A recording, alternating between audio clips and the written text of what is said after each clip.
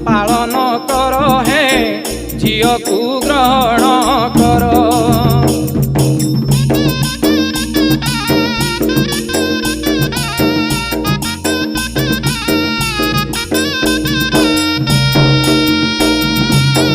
बापा घरे झियो आसीबा परी तुम घर को आसीबी से परी। 2 वर्षे थरे आसीबी मुही तिथि बार देखी डाकिब जाई हे चैत्र मासरे परा मासटीए पाई आसीबी बापा हे करिब मोर जातरा।